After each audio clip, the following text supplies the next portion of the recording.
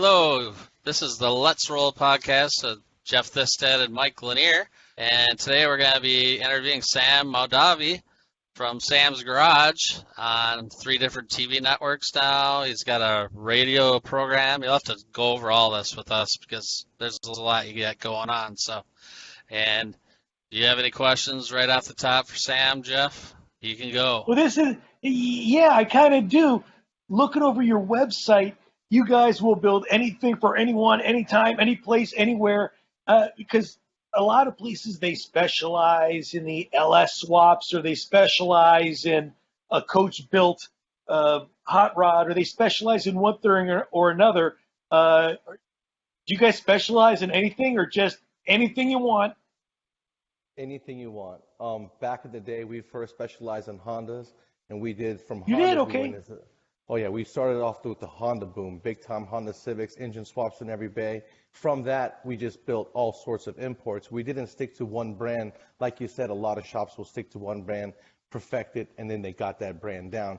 We just basically did a wide variety. We did domestic cars, import cars. We did turbocharging, and that turbocharged a lot of cars that a lot of people didn't turbocharge, like Acura's V6s and Toyota Tacomas, and lots of turbo projects that we did over the years. We're in between 1999 and 2006 and 7 when Fast and Furious was huge. The import scene at Nopi was huge. Nopi Nationals was going on every year. It was getting bigger and bigger. And so there was a lot of money being thrown in performance, and import cars were a challenge to get them work going. But back then, there was a lot of parts that you can purchase from Japan that would support the market. So you would be able to manipulate the computer. And anytime you're able to manipulate the computer, you can make horsepower. And every engine is good for 8 pounds of boost. So 8 pounds of boost. Say what you just said again. Say what you just said again. Every engine is good for 8 pounds of boost. No. Anytime you can manipulate the computer, yes, you can make horsepower. You can make horsepower. Exactly. That's going to be your epitaph. I love Yes, that. That should be absolutely. on your wall, man. Anytime you can manipulate the computer, you can make horsepower. Okay. Yeah, because if you can't, like for instance, one car beat me and there was nothing we can do about it, and this was a Lexus GS 300. Back in the day when we were doing the Supras, the Lexus was a 4-door Supra basically, and the OBD1 Supra was basically a total, the GS 300 4-door was a complete Supra. But when they went to an OBD2, 97, 98, they went to a fly-by-wire sort of. They went to a completely new computer, but they still had the inline 6 2JZ. So I turbocharged. I bought one for my wife. She was pregnant at the time. We had our first child. This was 2001, and I went to go It's a great family car, honey. It'll get great mileage. wonderful. It's a great family car. It's very safe for the kids. New car seats in the back. Exactly. Yeah, it's roomy. So I slapped the turbo on it, and every time I went to go add fuel, it would reverse whatever I did. No matter what I did, the computer would shut me down. So I would add fuel, and if you didn't cycle the key for up to 120 miles, you can drive that car and have good horsepower, good drivability. But around 100 miles an hour to 120, the computer would start to take all the fuel out that you give it. No matter how much fuel you gave it, it took it out. No matter what we put in the background, it would shut it down. So that GS 300 was a flop. There was nothing we can do. So I had to take the turbo off and go backwards. That one we lost. But the GS 400, same model year, V8 model, took a turbo, put it right in the middle, right at the radiator. And that computer was similar to the Toyota V6 Tundra, where you could slap a supercharger on it, make 40, 50 horsepower, and the computer won't mind it. It'll just learn it and go on, no check engine lights. The V8 was the same way. And you don't know that until you go actually do it. So I would put 40% bigger injectors in it, slapped a 70-millimeter turbo on the front of it, built 2 of these, one still driving. That car loved it. I put the bigger injectors in it. I put the controller in it, added some fuel. The computer never cared. We made 416 horsepower to the wheels. It ran 12.6, and I couldn't believe it. You know, V8 with a turbo back in 2002, 2003. So if you can manipulate the computer. You built 2 of those, and one of them is still driving. What happened to the other one? The other one, he wrecked it, so he took everything apart and sold it. So that one had 300,000 miles on it. We turbocharged it at 215,000 miles. Crazy. So we had fun. And so it lasted 100,000 miles. Oh yeah, absolutely. Lasted 100,000 miles. So And it's then stone this cold one here is reliable, and still you figure it out that day. And all you do, you set it up with whatever you want, and that ECU learns on its own. I'm absolutely, sorry to yeah. point at you. Oh, don't be, it's okay. You can point at me. I feel bad. I don't want to point. Sorry. I feel bad. That's all right. Now But Mike's yeah, going to make that that the screensaver. Right. Yeah. Toyotas are very Somehow. smart. Very smart computers. Interesting. Okay. Yeah. So, and in the old days, they were analog. So what you would do is like in the way of a Honda, before you had Hondata, which is to go in there and manipulate the computer and put a GM 3-bar map sensor in there, and you could talk to the computer, you can change the map sensor. And those cars for speed density. And anytime you can change the map sensor, you can add boost, then you can manipulate timing. We had a distributor back then. Well, if you didn't have Hondata, you would have to put a check valve into the map sensor so that it no longer saw positive manifold pressure. It would see 0, and then at positive manifold pressure, you'd have a FMU, fuel management unit, where it would add like 8 to 12 pounds of pressure of fuel for every 1 pound of boost. So we had a 12-to-1 ratio FMU on Hondas. We would run 8 pounds of boost. So at 8 pounds, you're looking at almost 100 PSI fuel. But it would run 11.6, 11.9 air fuel, and it would make power all day long. And as long as you took care of it, let it warm up and let it cool down, it would live. So it was fun back then. Analog stuff was fun. And then there was the way of standalones. Standalones first came out back in the early 2000s for the imports, where AEM, Haltech got big. Motec was always big in the racing industry, and a lot of street guys would want to use it, but they couldn't afford it because it cost so much. Will you explain to me? You just said something that I think is key. I don't know. What does it mean when you say to let it warm up and cool down? And why is this important, especially with a turbocharged car? Because everybody's got the twin turbos now. So Absolutely. I know it used to be a thing back in the day, and that's what you're talking about. So can you learn me why? Yeah, absolutely. And if you remember, turbos came in the imports in the 80s. Then they came in the German cars in the 2000s and the 90s. So there's something new only to America in the domestics. So, but what it is with any engine, when you're heating it up, the piston has going to expand in the hole, right? So as it's going up and down, it's shaking like this, up and down.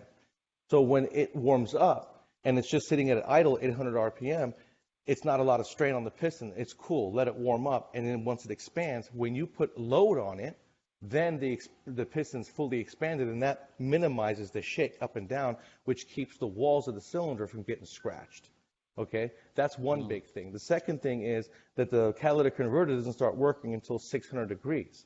So when the oxygen sensor sees 600 degrees, when the cat starts seeing 600 degrees, then it starts to trim fuel. Okay, you're really rich up until that cat starts to see warmth. Then the O2 sensor starts to work. Then it starts to trim fuel. Up until that point, you're totally cold and you're just sitting there throwing fuel at the car. That's why a lot of people, when it starts to get cold, when you're going into fall, into the winter months, and it gets really cold, people come into the shop and say, I smell fuel. I think I got a fuel leak. And that's only because your enrichment has risen so high because of the cold air. There's more oxygen in the cold air, so you're going to add fuel. And then these guys are driving around when it's cold, so they're in full enrichment mode until the cat warms up, until it goes into closed loop, which is the oxygen sensor is warming up. And, that all takes time. So you're both killing fuel and you're killing the pistons. And when you do that, oil gets past it and you burn oil because you'll scratch the wall. So that's why it's important to let it warm up. Then when it's important to let it cool down, when it's a turbocharged car, that turbine runs, 60 to 100,000 RPM when you're in the boost, depending on the boost level that you're running. So when you're coming down to an idle, it's still spinning at 20, 30,000 RPM. Then when you shut off the car, the oil that goes to the turbo from the engine stops flowing. So now that turbo is sitting there relying on what lubrication it's got in its case and the bearing to keep it alive while it's cooling down until it comes to a stop. So it's always a good idea to come down, let that turbo cool down, let the temperatures cool down, the water cool down. That way it slows everything down, and when you turn it off, that minimizes the time that the turbine is spinning, so therefore you'll have a longer life with the turbo. Well, I remember back in the day there was, I forget what magazine it was in, but there was a turbo timer. And you set it up on the car, and when you shut the car off, depending on how hard or hot it was run, it would keep the coolant flowing throughout the engine and the oil flowing. It would keep the car running. So what Keep you the would engine do is, running. There you go. yeah, the whole car. We installed hundreds of turbo timers back in the days. This was back in the import days. They even had jumper harnesses. I was the first one to install a turbo timer on a diesel, because I was like, hey, I bought a diesel. I had a turbo, and I was Turbo Sam in town. And I'm like, hey, why don't we put a turbo timer on a diesel? So I took a Japanese turbo timer, put it on my Dodge Ram diesel. All you got to do is go back to the ignition switch, grab the 2 live wires, grab the constant, ground it. Then when you turn the key off, it keeps power to those 2 ignition wires. So then the engine runs, all the fans, accessories, everything runs. You can set it up to 10 minutes, but you can go anywhere from 30 seconds to 10 minutes. So not only can you let the car warm up, if you're in a bad area of town and you want to keep your doors locked, and go out there, put it on 10 minutes, let the car warm up, take the key with you, go back out there in 5 minutes, put the key in the car and drive off, and your car is warm without you having to be in the car and without the key having to be in the car. So yeah, I don't know why no one's doing turbo timers anymore. I think it's because the key fob thing makes it harder, because you got to keep a key fob somewhere in the car. Oh, interesting. Yeah. Okay, but yeah, I remember those. So yeah, thanks for walking us through that. You've been around the turbos for a while, and that's what kind of got you in. Yeah. Oh man, turbos, I was introduced to them back in 2000 with the Mitsubishi Eclipse. An audio friend of mine, Chris Anderson, who worked with us, introduced us to turbos, and I was like, oh, this is cool. And I was a master mechanic, so I took the concept and ran with it. We were making 700 horsepower with Hondas back in the day with turbos, with 1.6 liters, in race Hondas. It was so fun. And like I said, you could put a turbo on any engine as long as you can give it fuel and take out a couple of degrees of timing. You could run 8 pounds of boost, and it only takes 14.7 pounds of boost to double an engine's horsepower. So if you're making 150 horsepower and you add 14 pounds of boost, you're going to make 300 horsepower. So if you add 7 pounds of boost, 8 pounds of boost, you just added 75 horsepower to that 175. And that's no joke. That's a lot of free horsepower. And with 4 cylinders, a turbocharger is free horsepower, because there is nothing keeping, nothing, it's not taking any power to make power. There was no parasitic loss in the way of a belt. Supercharger's always robbing power by spinning. So a 4-cylinder doesn't have a lot of power to give up. It's only got 120 to 190 horsepower. When you take 20% to make 40, 50, it doesn't make a lot of sense. Back in the day, we were making more horsepower taking the Jackson Racing superchargers off twin cam B16s than when they were putting them on, because when you first put them on, for the first couple of miles, maybe first couple of pulls, you would be fast, but then it would heat soak so fast, it would become a heat pump. So then it robbed a bunch of horsepower. So I took them off and made more power with just a cam and a header exhaust and stuff like that.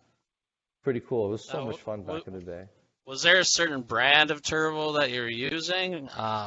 I know way back in the day, Turbonetics was sharing like some of my stuff for my website, and I didn't even know who they were at first, because I didn't know really anything about turbos, and we'd share each other's stuff and stuff like that. And this is way back, like in the early 2000s.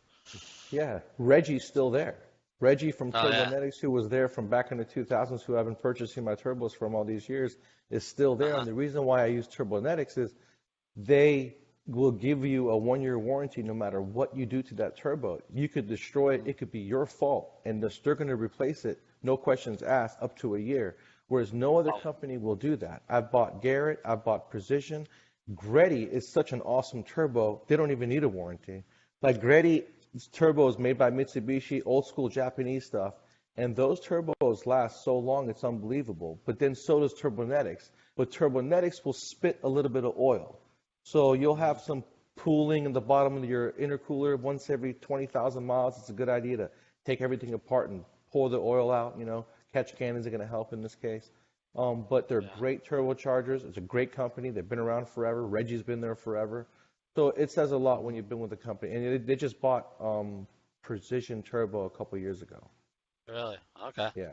Yeah, I kind of lost track of them, And the other thing was I'd also worked with Nopi, Mark Myers. I think he passed away. I've been to both their funerals.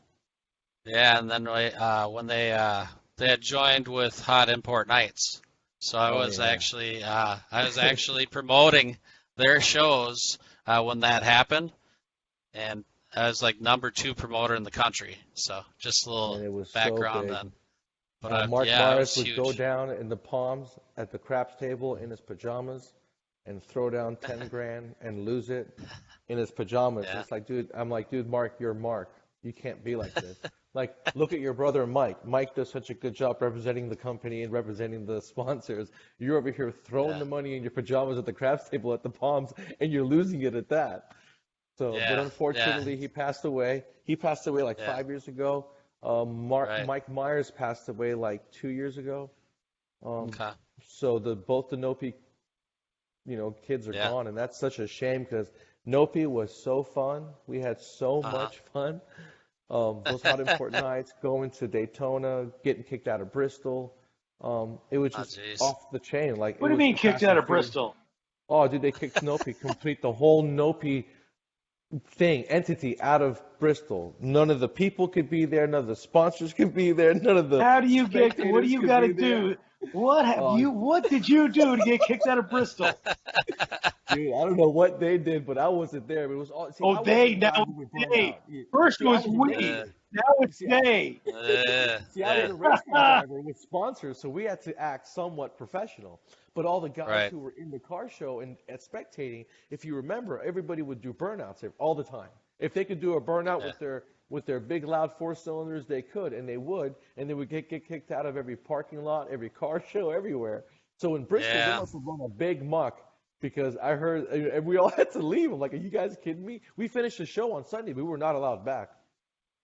Wow. So it was, Well, and it kind of I happens. won that event. It That kind of week. It was happens with fun. the import crowd around here. I mean, we still have a pretty good import crowd here, and they're getting. They used to go to this one parking lot every night, and now they're not allowed back. And it's too bad. Yeah, But yeah, they kind of ruin it themselves. You gotta, they do. you can't just do burnouts everywhere you go. They're No. just making such a bad reputation. And some of the classic car guys is like, we don't need these guys around here. We're Yeah. doing this big cruise, but I'm like, we need everyone. We need the support of young people. We need, just in the The car old people industry. need to school the young folks. You got to have the guts to go Hmm. up to the young folks and be like, dude, don't do that. Like, we understand you can Right. do a burnout. Like, I could do a burnout too, but this isn't where you do a burnout. There's a perfect Right. place to do one in the, area, whatever. But that's what they do. They get themselves kicked out. And I was never that guy to do burnouts in the parking lot. I was always taken to the track because I was on the shop. So I couldn't Right. totally act a fool. I would do things it would be good for. One time I got arrested for racing, and they came to the shop the next day. Business was good because they're like, man, Sam got arrested for racing. Yeah, how cool is that? This was '99. Yeah. I was in my Mustang, so that was fun. But it wasn't fun getting arrested. But it made it was good for business. But I can't go out in public run amok. You know what I mean? Well, Yeah. apparently you can. So I thought you were just a Honda guy. What happened? You got a Ford? You got a dude. Mustang too? Oh, check so it out. Yeah, I was you're building my agnostic. Mustang. Oh, I was building my Mustang. I had a Fox body. I loved V8 muscle and torque. Okay, so when I opened my shop, I was into horsepower and torque. Okay, and I'm like, well, we can't get it with four cylinders because I just don't understand. See, these people, they love their four cylinders, and I had a four cylinder. I took my Honda Accord 125, 5-speed Did you see, manual Mike? Did you conversion. see where he went? These people love their four cylinders. These people. So I was into my V8 muscle also.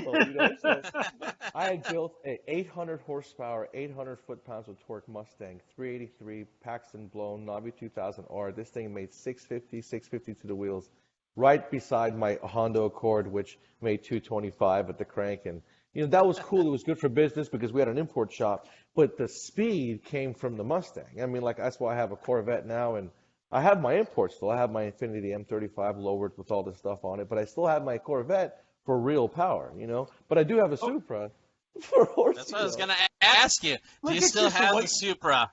Do you still Yes. have the Supra? Yes, You I do. do still have That was Supra. the I just one. rebuilt it That 2 was the years one ago. that was Pinks all out. Is that the one? That was the car the you Pinks All raced? Out was the Pinks show was with a 4-door yellow Toyota Cressida. We called it Oh, the okay. Taxi. So I took my Okay. MK3 right-hand drive race car, gutted it, and put everything in the 4-door. Okay, and we went to Pinks, and we won. It was so much fun. We had 2 Mustangs and myself. We all had problems, but I finally took it because I had less problems than they did, and I did a better job of negotiating. I put a professional drag racer in my car from Titan Racing. And I'm like, you guys, I want to do the negotiating. Because the negotiating won the race. It wasn't the person behind the wheel. It's the person that can talk the best shit at the light talking to the dude. You know what I explain, mean? how did you negotiate? What did you negotiate? Oh, I wasn't going to give up any lanes. Like, first, here what we did. We built the car, and it's got 2 stages of nitrous, right? Well, when you have a big, fat 6-cylinder or 4-cylinder turbo car, you have a lot of lag. So the thing's not going to spool up for like 5,000 RPM, 6,000 RPM. Then you have a window of like 2,000 or 3,000 RPM of power. Okay. So you have to have nitrous. If you don't have nitrous, this is going to be a pig. So I had 2 stages of nitrous. One was a complete dummy kit that was zip tied underneath the intake manifold, and I had 2 bottles. One was a total dummy bottle, nothing in it, right? The other one was hooked up, and I said, you guys, I'm not going to negotiate I have to have 1 stage. Like, I'll give you guys 1 stage, but I'm going to keep 1 stage, because if I don't do 1 stage, then I'm going to be out there looking like a pig, and you have to give me 20 car lengths. That's not cool. It's going to look really dumb on TV. So they go, okay, cool. Well, take 1 stage off. I said, okay. Well, that stage wasn't even in the factor. Like, it was a dummy stage. So I cut that. I'm like, cool. Took the bottle out of the car, kept the 1 bottle in the car, and then I had a button at the floor that would add and subtract 100 horsepower in the way of boost, okay? So the Bugatti E-Manage has a boost controller, and it's got a remote button you would put on your steering wheel back in the day, right? Well, I'd put that button underneath the floorboard where you would put the headlight pedal button, back in the dimmer old school switch. cars. The dimmer switch, right. Yeah. I put it there, and I said, Gary, there's a button on the floor. It adds bastard. and subtracts 100 horsepower, okay? And the sound of the car doesn't change. The nose doesn't dive or raise. It just goes like this or like that. You know what I mean? Because the boost comes on and comes off. So and they wanted to hear all this stuff on TV. So we were cheating. And then we went up there, and my fuel line, my subframe and the body, there was a crack right here. So I put my fuel lines there, and there was plenty of room. But when the car launched, it launched so hard that the subframe bushings would collapse, and the body would touch and squeeze the fuel line and go dry. That's why my car would, every time it would launch, it'd go dry, and then they would go ahead, and then I would catch them, or the guy would catch them. So then it took me 6 months to figure out why. For Pink's All Out, the following spring, we wanted to go win Pink's All Out. Commerce was full, guys. Full capacity Pink's All Out, April 2008. Arm drop dude. You remember the bald dude. I forgot his name. Yeah. It was huge. Oh, that's so funny. I forgot his name too, but you remember the bald dude. Yeah, you remember the bald dude. Yeah. So I was replacing piece by piece to see why my car, when it launches, it would die. And then when it would be on a dyno, it would do a burnout, it would run fine. I'm sitting there driving the big rig, race to race, trying to diagnose my car in my head. So finally, one day I was replacing the fuel line, and I could see shiny metal on both top and bottom of the fuel line, but you could still move the fuel line. And I said to myself, shit, every time these things collapse, this must wear because it's shiny metal top and bottom. And there was all this room next to the fuel line. All I had to do was get up under there and move the fuel line 6 inches to the left, and that car would have been fixed.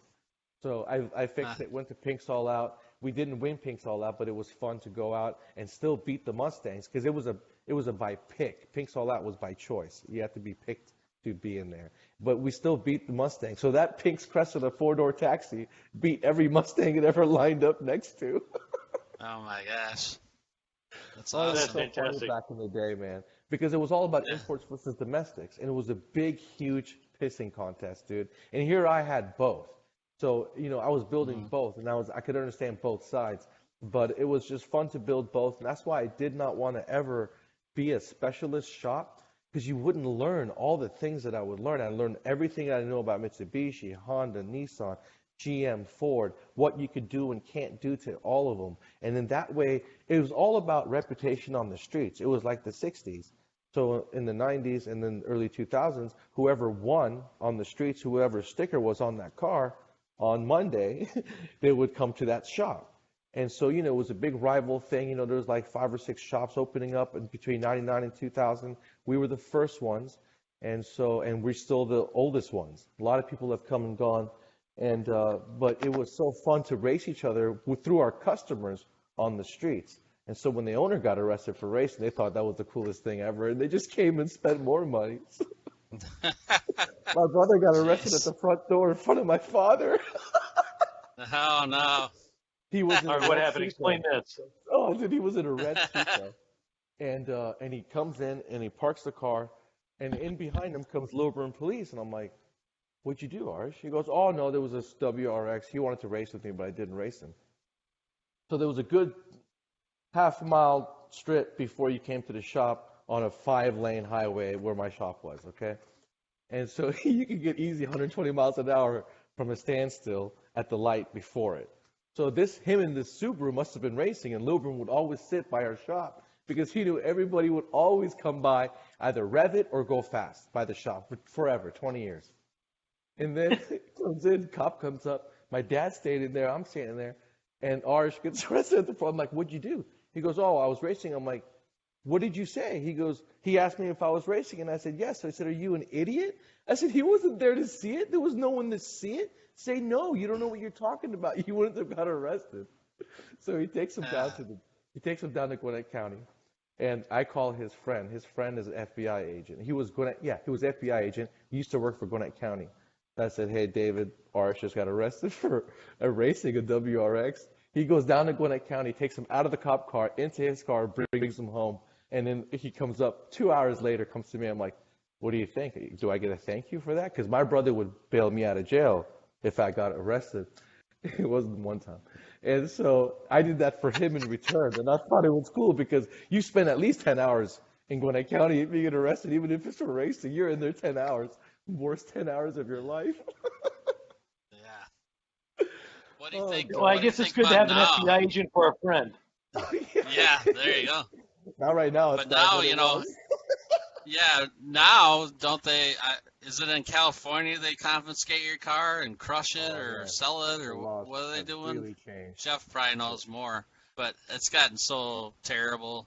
I mean, I can't imagine losing a car like that and they just crush it or get rid of it. I know. That's why I don't go to the street races. I don't do the 100 or what do these guys do, 60 to 160 drops. That's why when you have 1,000 horsepower, you can't race light to light. No one would. It's drag cars at that point, and drag cars have lag. And the only way drag cars don't have lag is by 2 steps and or nitrous. Okay, so you're gonna sit there. You have to line this thing up at the light with a 2-step, and it's in there banging and popping, throwing flames out the exhaust, and everybody's gonna be like, "What's going on here?" For you to be able to race light to light in 1,000 horsepower car. So now the only way to race is a drop 60 to 70 miles an hour, drop it to 160, and see who gets to 160, sometimes 200. That to me is crazy. I want to stick light to light, see what I can get to up to 100. I don't want to die. Right. All right, so you started with the imports and the turbos and having those two, and then you had the WRX, the Mustang, and now tell me about this Corvette. Yeah, I have a C7.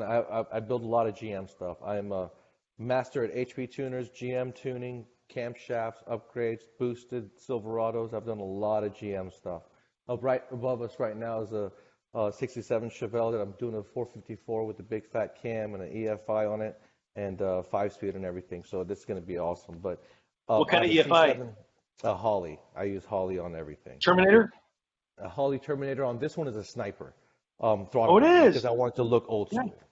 So, but the Terminator is what I use on my Cadillac. I just did an LS3 with the Holly on it, and a supercharger and nitrous on it. It's going to be on the 13th episode of the TV show. No, what kind of supercharger? It's a ProCharger. ProCharger, okay. It's going to make 800 horsepower. It's in my 67 DeVille. So I plan on driving this car to the show circuit because I have the Low Car Show series is my second TV show that I shoot for MotorTrend and MAVTV and the Revin Network. And that show basically is me going to car shows and covering the car show and interviewing people at their cars. So I want to build the Cadillac to roll up to these shows in. Now, why the Paxton and not a Whipple or a Magnuson on your LS3? Because that seems the way to go. It's a ProCharger. ProCharger. Sorry. They're sponsors. They sponsor our TV show, so they come on board with us on TV. I've even done Edelbrock off TV. Like, for instance, at my shop, I've done Paxtons. I've done the Edelbrocks, a lot of the E-Force Edelbrocks. But I'm a turbo guy, so if I can fit a turbo under the car, it's the way to go every time. Why do you like turbos over a supercharger? Because once the turbo spools up, the engine's just along for the ride. Okay? So once the turbo starts, when it's at full spool, it's vacuuming that exhaust gas. It's sucking it out as fast as the engine can produce it. Okay? So the engine almost free spins. It's just sitting there along for the ride. Whereas with the supercharger, you still got a belt, you still got tension, you still got parasitic loss, and you're still spinning something. There's always a load on there. And the exhaust, the engine still has to push the exhaust out of the engine, out of the cylinders. So the piston's still working, the exhaust valves, all that scavenging still comes into play. But when you have boost, when the exhaust comes on, that turbine turns on, it's pulling that exhaust, out of the cylinders. So the engine's not doing a lot of work except just moving the crankshaft and the transmission. That's the It's a best lot more I've ever efficient. heard. That you sold me. Yeah. That's the best. That's the best example I've ever heard. Yeah, It's that's wow. a lot of people may even refute that, but that's just the way I've seen it happen. I've done too much with two different many models of cars to know that the science behind it is basically the same. And a lot of people make a big deal about the flat plane crank that's coming in the new Corvette, that's in the Mustangs. Every four-cylinder crankshaft is a flat plane crank. Every four-cylinder out there. You can stand it Well, the flat on the Ferraris ground. are. Yeah, all the Ferraris are just basically two four-cylinders. Anytime you can sit it flat on the ground, that's a flat plane crank. And it takes up more room, but it equals out the vibration, so therefore you can spin it at a higher RPM. But it sounds different because you got a pair of cylinders banging at the same time versus one individual cylinder in rows. Yeah. So, So, but it's cool. So you've had your shop for how many? What was it? 21 25 years. 21 years. 21 years. Yeah. 21 years. And then you said once you got into the TV, then you had you're just doing some stuff for yourself or maybe a Right. couple of customers. So but exactly. Not a So I just full-blown. not a full blown because I can't find staffing to replace my staff. We were doing $100,000 a month, $1 million a year business. We were working on 35 cars a week. It's a lot of volume. We learned a lot of diagnostics. Everybody would bring their cars to me if they can't fix it. Even dealerships, I would fix their cars, and we fix cars on the radio show every Saturday morning with Sam and Molo for 3 hours live, and that helps. The shop volume helped the radio show. Unfortunately, I couldn't find anybody because with TV filming, I was gone many weeks, 12, 14 weeks a year, and I would bleed money. I mean, bleed money the weeks I was gone, come back to headaches. And I'm like, I can't do this because you can't, I'm not rich to where you could just sit there and bleed money every week. So I tried my best to find talent, couldn't find it. Not a big shop, 8 bays, a lot of overhead. And I said to myself, that's it. The people don't respect the fact that I'm gone doing television. They're going behind my back, getting the work done behind me at Pep Boys and not staying loyal. They can't wait 1 week when I've been loyal to them for many years, saving the money. I'm the guy who fixes things. I'm the guy who will replace one piston, fix it, replace one valve, put the head back together, and do it right, but make it live. You don't have to go in and replace everything just because one component's failed. You can fix things and save people money. So that's what I did, and I couldn't find anybody to replace me, unfortunately. So now I've closed down the retail shop. I still do television, but it's, I only have to film 12 weeks a year, like I said. So the rest of the year, I'm only 45.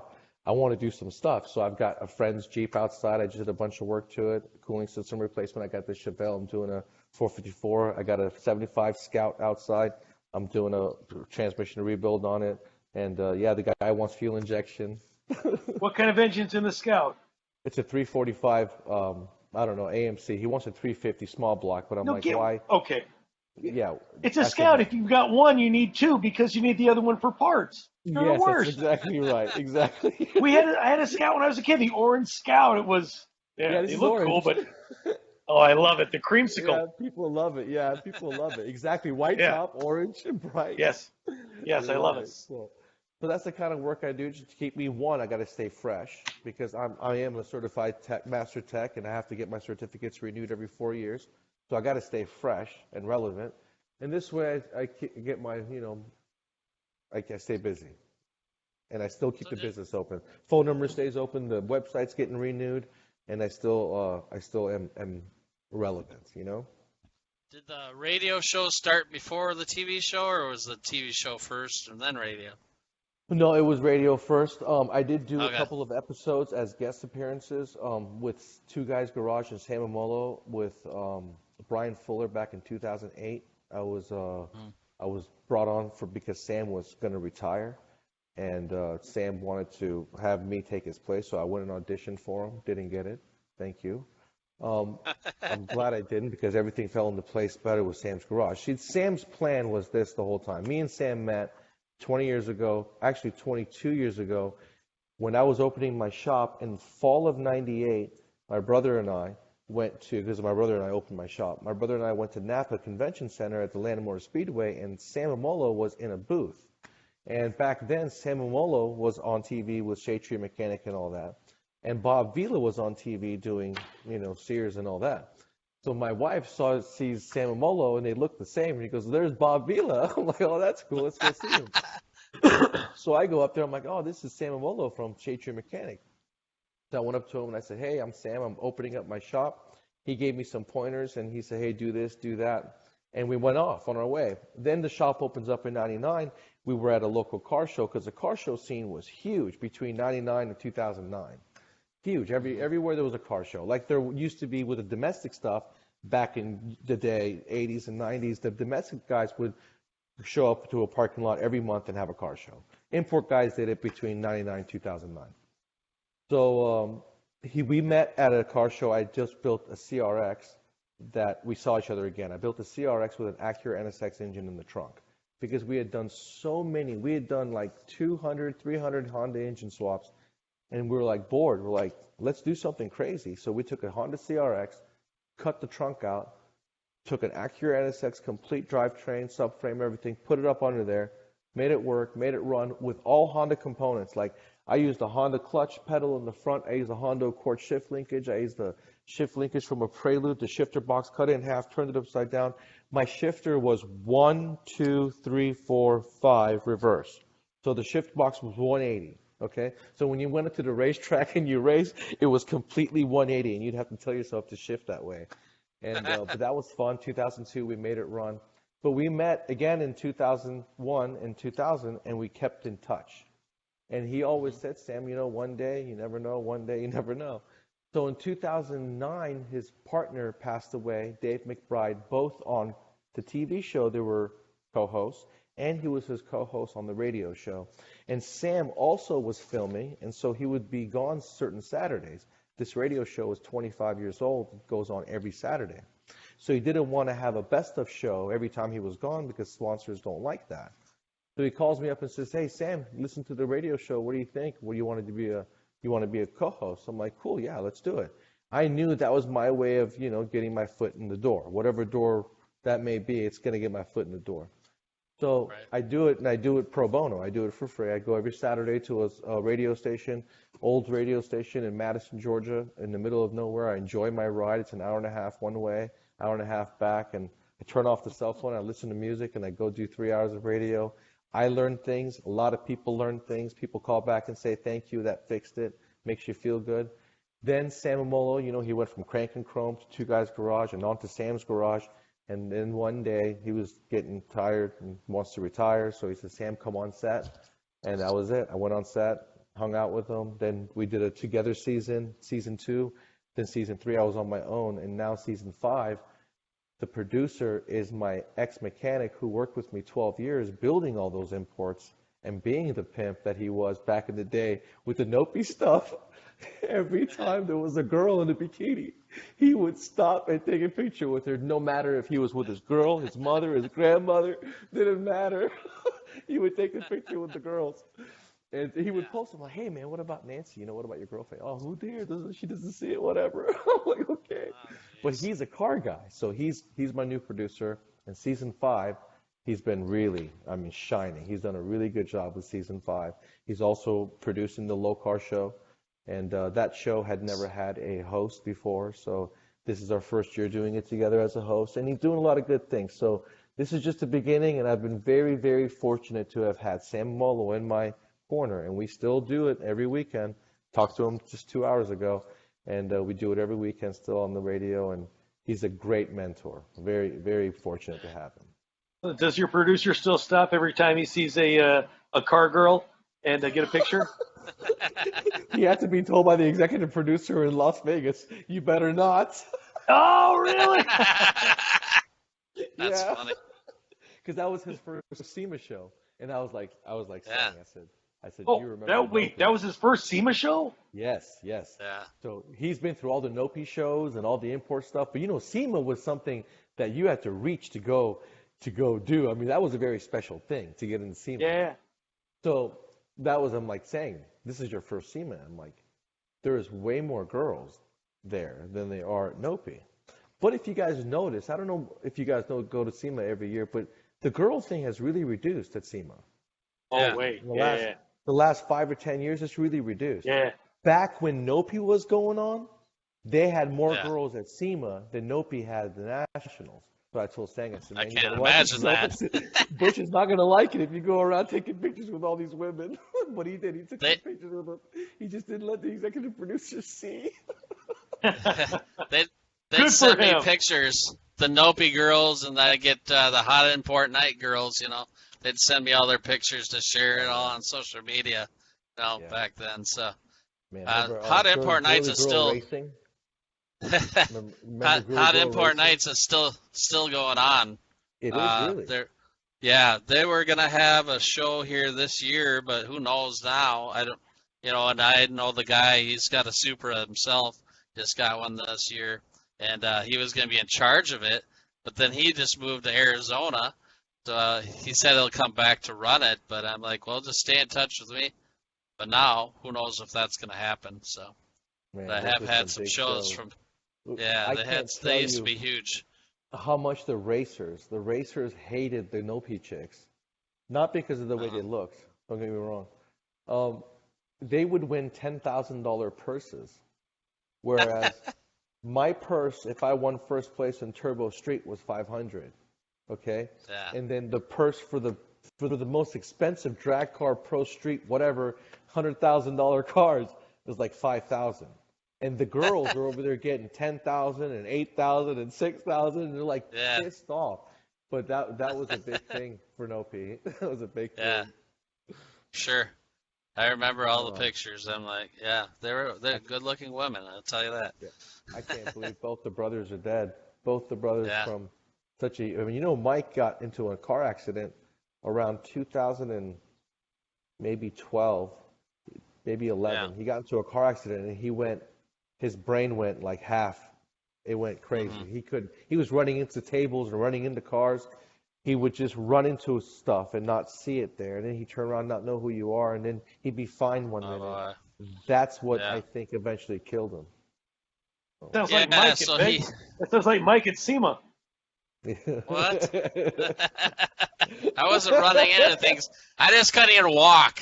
I just couldn't walk. I got foot problem. But yeah, right, Jeff. God, one time, it um, was 2 seasons ago, I had a back problem. I yeah, threw out my back at the shop right before we went to film in SEMA. And you guys, I couldn't walk. It was bad. Like, it was really, I would yeah, cry, and then he would say action. I'd get up, I'd smile. You couldn't even tell on season 4 that I was totally in pain. And then he'd say cut, yeah. and I'd go back down, and I'd be almost in a wheelchair. And then Sang, he had the same thing happen last season. He had back Oh, braces. He jeez. couldn't walk. It was horrible. So, It's Gotta I work. mean, I was Gotta hurting. work. I was hurting, but I still took over 1,000 pictures at SEMA because I walked around oh everywhere yeah, with one bad foot. But it was torture. And then I had you a forget cold on about it. top of it. My son got me sick right before SEMA. So I get there, Johnny Balmer's like standing way far away from me. He's going, "Don't get close to me," because he had surgery and he didn't want to get sick. So Well, he don't didn't you want me always to. get sick when you come home from Vegas? Like every year we come Yeah. home from SEMA, you get like a fever for a couple of days when you get home. You got the sniffles and something. I don't know what it is, something in the plane or whatever. Yeah, Maybe it's right. Well, now all the we could all people in the say room. that. Maybe it's something on the plane, right? Yeah, right. If we have a SEMA, that's the Oh, next question. I mean, there are no. shows canceling right now in July. Um, I I don't, just got you one know, today. I'm hoping because Las Vegas has lost so much revenue in the last month, Mhm. 5 weeks, that I can't believe they've been shut down this long. that SEMA brings in so much money, they would be stupid to not let that compensate for some Right. of this loss. You know what I mean? So I'm Hmm. hoping to God they don't cancel SEMA because that would really affect me. Right. And, it's already affected my second TV show. I mean, I was supposed to be in Seal Beach in April. One of my shows in June in California got canceled.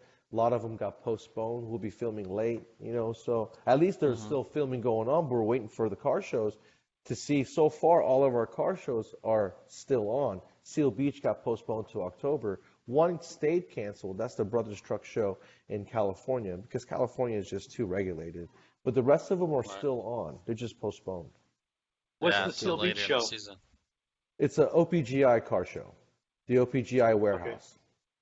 They throw an annual car show on the strip right there at the beach. It would have been my first year to go, but I'm going to go in October. But and you think I'm from California, so I'm from Newbury Park, and I'm going to go stay with my grandmother. She's 91. Newbury Park. Yeah, That's I way knew out Jeff there. would know. yeah. That's almost seamy. I had a girlfriend that lived out there. I didn't know where it was. I was in Oh, West LA. When's the show in October? oh God, the show in October is October 14th so far, unless it changes. Hmm. October 14th. You should come out. Okay. Where do you Yeah, stay in California? I'm in Redondo. Redondo. Okay. Yeah. My aunt lives in Simi. My Okay. best friend lives on the same road as the Ronald Reagan Library.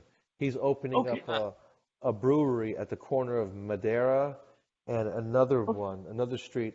It's called Mad Era Brewery, right there on Madera. So the silly show that I worked on was called Rods and Wheels, and it Hmm. was on not it was on Chambers Lane. If you exit not I think you exit Madeira. You know where America's Tire is? Yeah, yeah. Turn down Chambers Lane, and you go down there a quarter mile, the Rod Shop. Oh, So we okay. were there. My Pure buddy Mike. Go ahead. Pure Vision's also in Simi Valley. Oh, Steve Strope. I Yeah, love the yeah, Martini Mustang, Pure Vision Pete. They are yeah. such nice guys. I'd go in there, and what I love about Steve that he's even he loves BMX bikes. He's got a BMX bike collection in one Oh, of his that's shops next cool. door. Oh, so cool. Yeah, Okay. his cars are just Yeah, yeah. yeah. He He does a makes good some job. sick stuff. Yeah, he does. Yeah. The one he did for Bob Florine for ARP, that wagon, that Ford wagon Oh, was beautiful. Absolutely beautiful. He won the show with it. He won the award, I think the Ford award with it. Was it last 2 years SEMA? ago. 2 years Two ago, years yeah. ago. 2 years ago, yeah. Yeah. That's a beautiful copy of a Ford wagon. You couldn't even tell he moved the B pillar back. Like you could, unless he said it, you couldn't tell. I mean, I wouldn't have known. And that's the thing that I always want to catch him, and I've been lucky enough to catch him and say, "Dude, I got a camera here. Will you tell us about this thing?" And it's like, "All right, take 10 minutes and look around it, then I'll tell you everything you didn't see." Yeah, And he always uses like knobs off of guitars as yes. knobs on the cars he hides in there in plain sight that you don't get, but they're perfect. Yeah, Or like the knobs Ben and off of Jerry other AC cars. units too. Yeah, Yeah, yeah. he And does a then good the job. hidden what do you call them? Touchscreen panels. Yeah, he does good stuff. He does. He does. It's a Love that. beautiful So what are you working location on? too. What are you working on next?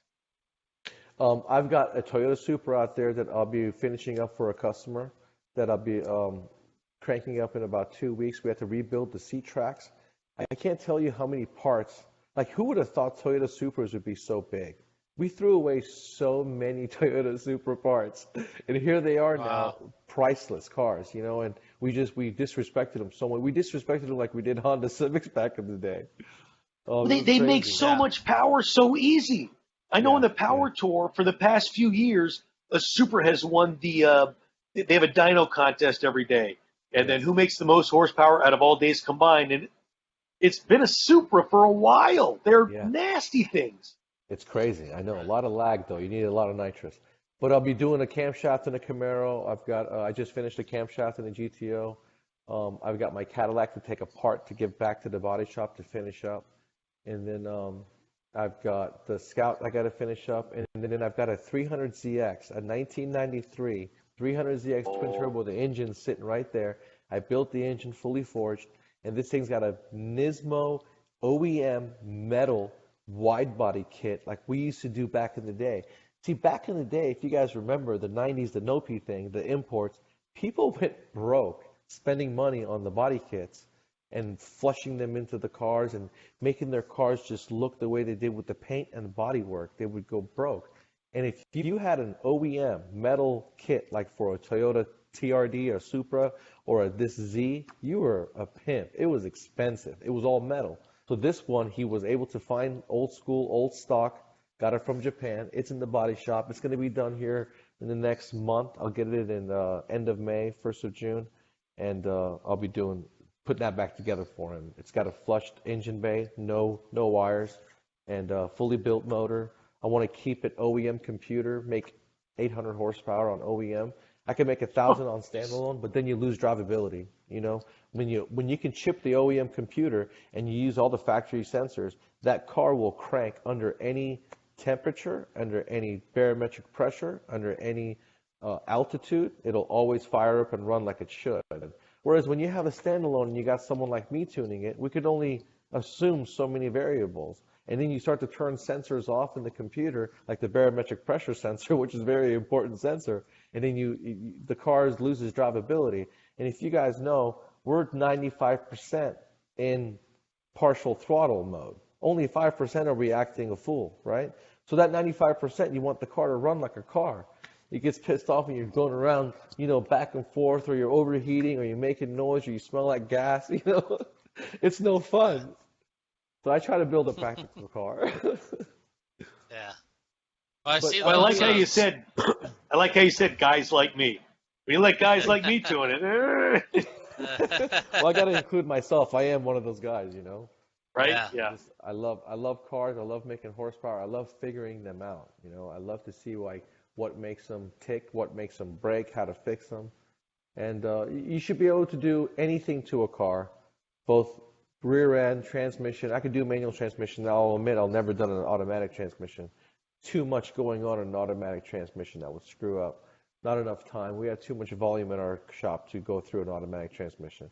That's why I always get used ones, or you find that one good transmission guy who will take care of you to rebuild them. But usually the import transmissions, those can't be rebuilt. You just get used ones. The guys try their best to build import transmissions, and they just, they can't do it. So you stick with the domestics. You buy used imports or new ones from the dealership. So now that the U.S. is kind of letting some of the Skylines come into the United States, do you think we're going to see an uptick in those? Oh, it's been going on because now you can get a Skyline. The R33 is 25 years old. So you can bring it in as a whole car, as an antique, and you can tag it and own it and all that stuff. The R34 and the R34 and the GTR, that was the last body style that competed with the Mark IV Supra, was built all the way up to 2000. That one is still not old enough for them to bring in. To have one of those, you have to spend a lot of money. So, but yeah, they're coming in like crazy. The right-hand drive Supras are coming in like crazy because they're 93, 25 years old, and they're coming in with normally aspirated right-hand drive, so you can convert it into a turbo car very easily and have a very nice Supra that's legal, that's right-hand drive, because you're not going to find a turbo Supra or even a regular Supra in the States without looking really hard. There was a kid who just bought a twin-turbo 6-speed red Supra from a dude in his neighborhood, some old dude, doctor or something, for 14 grand. I'm like, what? What? He goes, yeah, 14 grand. I'm like, are you kidding? 60,000 original miles, and it would need a timing belt, clutch, and all this stuff. It was like so many thousands of dollars to do all this resealing the engine because it's 25 years old. But 14 grand, man, I would have $1,000 in parts, 2 days in labor, and you'd have a $100,000 car. Crazy. Yeah, I was gonna say, aren't they selling for 50, 60,000 easily? Yeah. It seems easily. like easily. Crazy. Wow. Yeah. Who would have thought? That's a car that's modified. Normally a car has to be in its original condition to be worth a lot of money. The Supras are being worth a lot of money modified and in their original form, but also modified. Like a notchback Fox body Mustang isn't worth crap modified. Nobody wants somebody else's headache. But if you can find a stock one, they're right now gold. They're very expensive. Huh. So. One thing about importing, I guess I did talk to a guy who knows, one of the guys that imports them. You got to be careful because a lot of those cars have been wrecked So, and then you're buying this car coming to the U.S. So you gotta, Yeah. I don't know how you be careful with that, but that's what I've Or heard. they'll cut them in Um, half and put them back together again. yeah, Cut them in yeah. half, take them out, put them in America, put it back together again, because that's what they used to do. I have a right-hand drive 92 Supra MK3 that I built into my drag car. Daytona 2002, Daytona Spring Break Nationals. We drove 3 illegal right-hand drive cars down to Daytona, all the way from Atlanta to Daytona illegal, Uh, okay? These yeah. things were hidden in the containers because you'd always have to cut the car in half to bring the car in the States, no matter what the car was, 50,000 miles less Jeez. in mileage, beautiful cars cut in half. But if you were a smart little dude, you could put the car at the very end of the container and you pack engines in front of it, right? So I had one of those dudes, and he was golden. He was the one that gave me the NSX motor and everything. I got the car from him. I got a right-hand drive Prelude, a right-hand drive 240 SX, and a right-hand drive little Civic or something. I don't know what the third car. I don't remember what it was. But we were so excited that we had these 3 right-hand drive cars. We put Mahdavi Motorsports tags on them, had one car in front, one car in back, with the 3 in the middle. We went down to Daytona and entered them in the car shows. Oh, jeez. But my race car was one of those cars that he got on the top of the container, had some damage from the forklift, picking it up at the roof, fixed that, made it nice, and Jeez. drag raced it. You don't have to have a title or anything to drag race these things. So it was fun. I still have it. 1,200 horsepower. Wow. Oh, you still have it even? Oh, yeah, I still have it. I just rebuilt it 2 years ago. It's got new Oh, tires, fantastic. new engine, transmission. Everything's been rebuilt because it sat for, last time I drove it was spring of 2008. So it sat for 10 years. And I'm like, dude, if I let this thing sit anymore, it's going to really rot. So I took the motor out, transmission, the new tires, new fuel system, everything's new wires, new computer. And I was sitting here thinking about whether I should sell it and let somebody else enjoy it because it's just going to sit there. I don't have time to drag race it. And it's so funny because I don't have the guts. It's a you have a 46 pounds of boost, you have 150 shot of nitrous that comes on from the hole, and this thing, launched a wheelie in the last race that it did. But when you're 30, it's like, yeah, let's go out there. Who cares what happens? One time even caught on fire, I had to hit the suppression system. But I first got out because I didn't want to suffocate. They say the suppression system takes away the oxygen in the air. So I said, screw that shit. I got out of the car first, went back in there, then I hit the system so that I would be safe and sound outside. Right. But it takes a lot of guts and a lot of reaction time to be able to go out there and run one of these cars on the drag strip. People don't give drag cars the respect they're due. It's a lot of stress on a car and a lot of G-forces when you launch a car out the hole and you're doing a 120 to 160, 60 foot. That's serious numbers.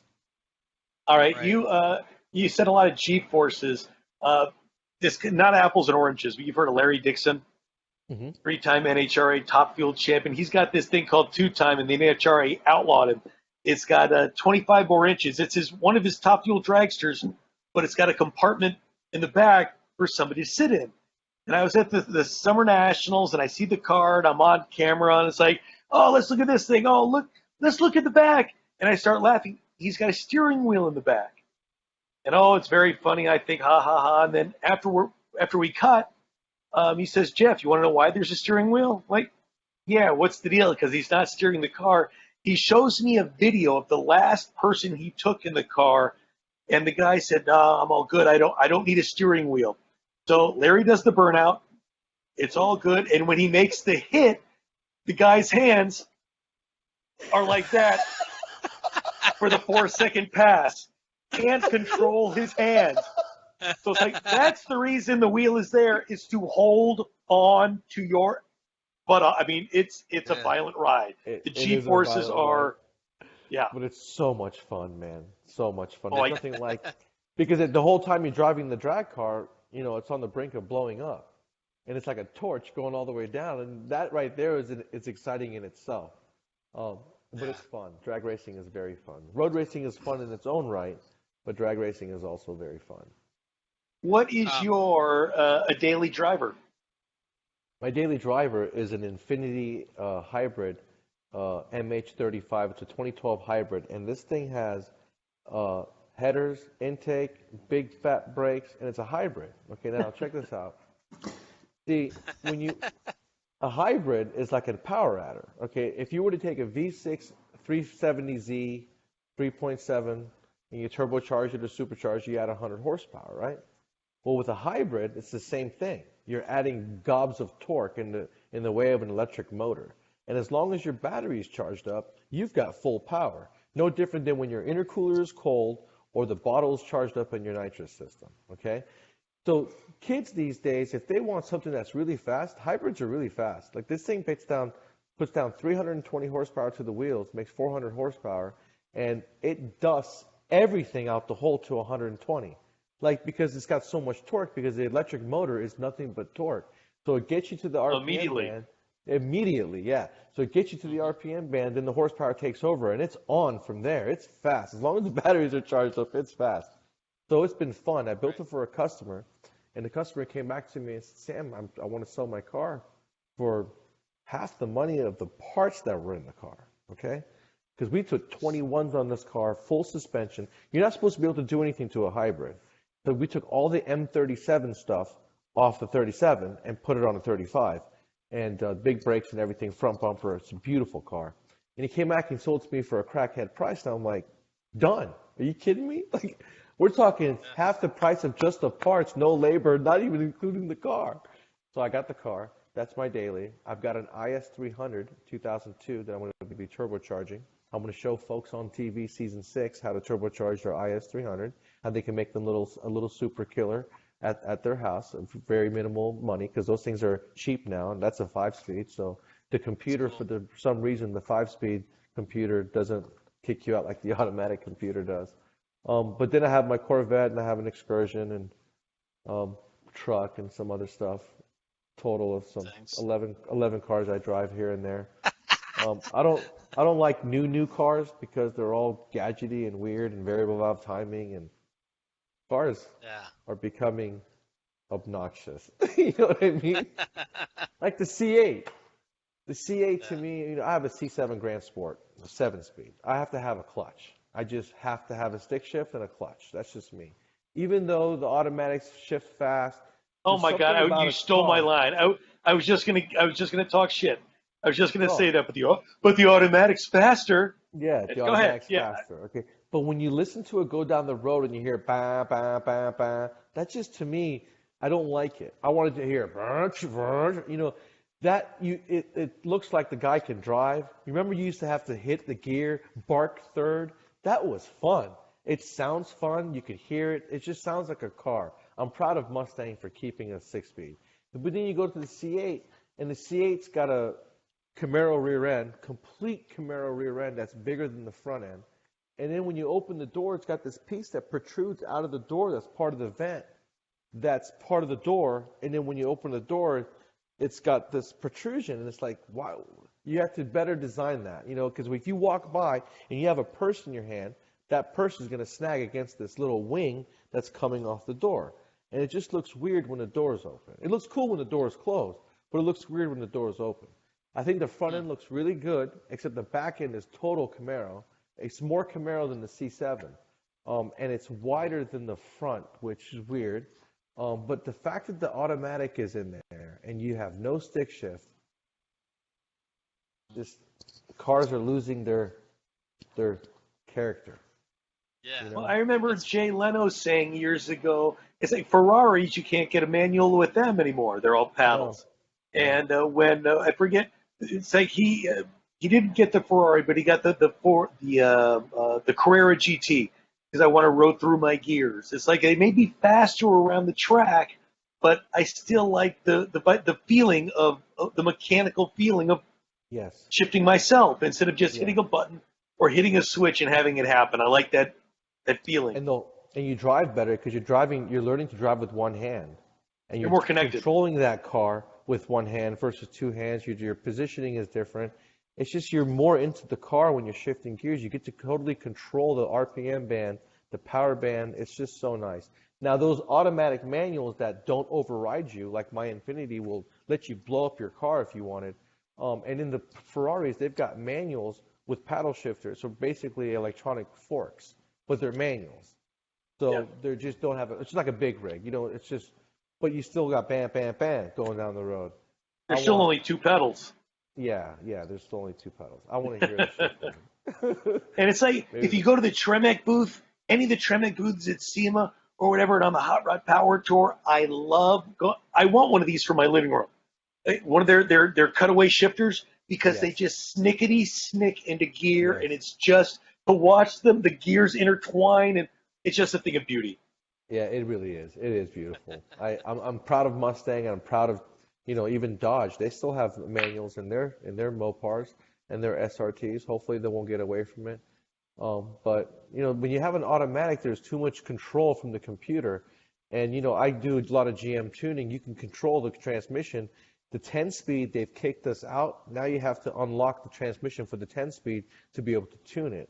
The 6-speed you can tune easily, like the 4-speed. The 8-speed's a little bit different, but it's gotten obnoxious. Like, do you know how many times they're shifting? Think about it. 8 speeds and 10 speeds in a car? Think about how many times you're shifting up and down, going around, up and down. It's like, dude, I'd rather have a CVT transmission versus an 8 or 10-speed transmission.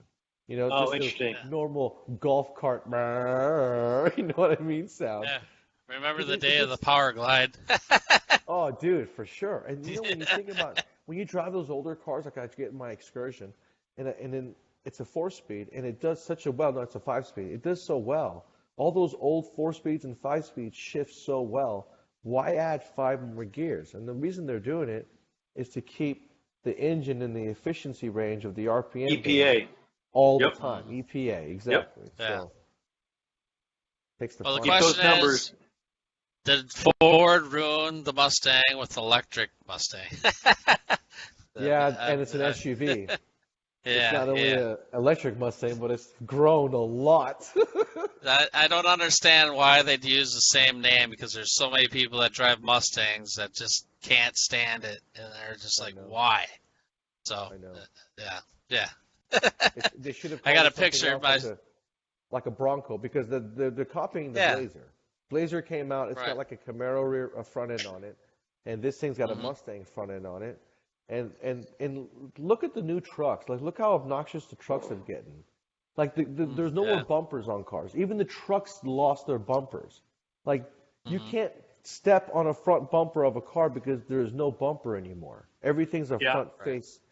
And it's I wish they would have stayed true to their concept with that Bronco. That concept Bronco was tough as hell. Yeah, and he called it the Bronco and made it the electric Bronco, whatever. But don't make a Mustang to try to compete with the Blazer and an SUV to compete with the Blazer and call it the Mustang. I'm a Chevy guy, and I don't like the look of the new Blazer. I think, like you said, it's got a weird Camaro type front end. It should have. Yeah. They should have tried to retroize it or something. I'm not a fan. Yeah. Well, they even put that. And on top of that, they're expensive. They start out at $45,000. Something like that. For a Blazer, it's like whoa, I gotta have some more money if I'm gonna. It's got that twin cam V6. It's the most horrible engine GM ever made. They shouldn't make any more, but they still make them. And it's like trying to get away from deck school. You should get away from deck school, but they still do it. I don't understand why. But that 3.9 to 3.6 twin cam V6 is just a piece of crap. Like, you shouldn't buy it. But they've got them. Got them good. Yeah. Horrible engine. Yeah. Well, then you wonder, they're struggling now with everything going on. Ford is at junk. Yeah, Ford is at junk status. Right when COVID-19 started, Ford was labeled as junk status as far as their finances. So, going into this mess, I'm sure they're not going to be doing too well. Ford F-150s are falling apart on the interior. Their 5.4 liters are having variable valve timing troubles. The interior's got so much going on that the blend doors are falling apart. The folding mirrors are falling apart. They're trying to be German, but with plastic components, and they're not making it. And so the Fords are falling apart. Silverados are still very good. GMs are very good still.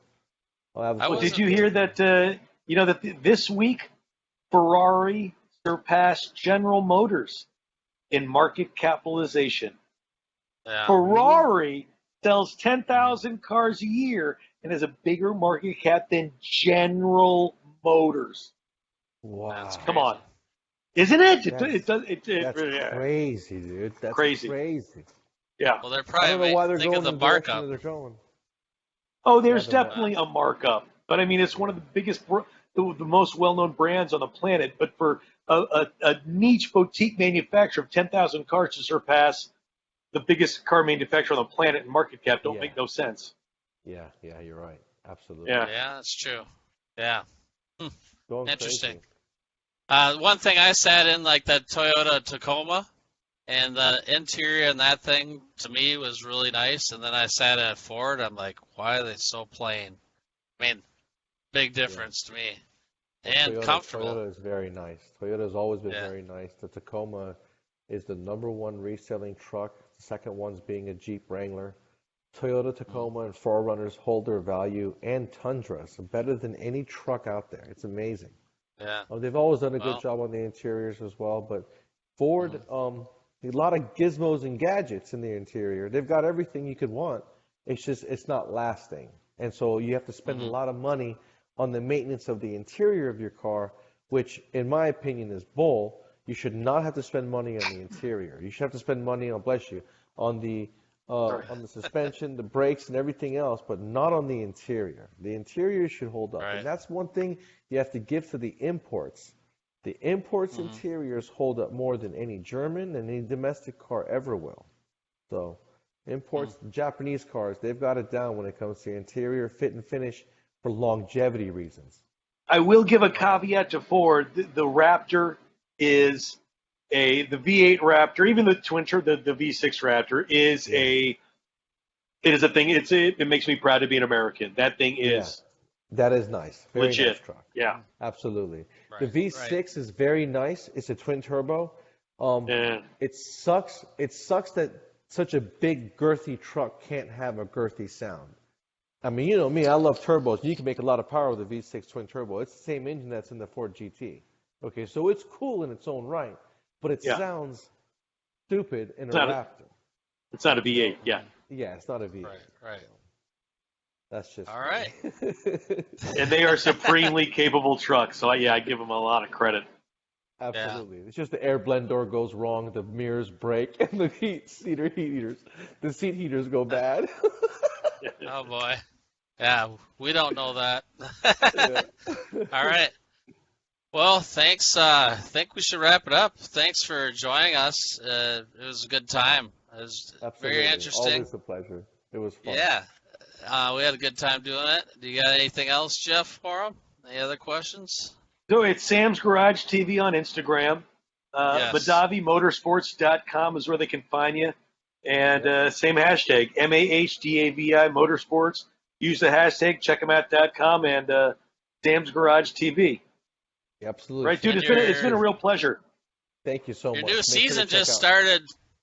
Was it just yesterday? On MAVTV, it started yesterday. Okay. Episode number 6 is airing this Saturday on MotorTrend, and then MAVTV just started season 5 on theirs network Sunday at 10 o'clock. So you guys can check it out on MAVTV or on MotorTrend. And don't forget weekend mornings. And after MotorTrend, after Sam's Garage stops airing, Low Car Show will start taking over right away. So stay tuned. Okay. Every weekend, Saturday morning and Sunday mornings. You got a lot going There we on. go. Thanks so much, Sam. Thank you, guys. It was always Thank a you. pleasure. You guys have a great week, okay? Yeah, you too. Thank you. Bye-bye.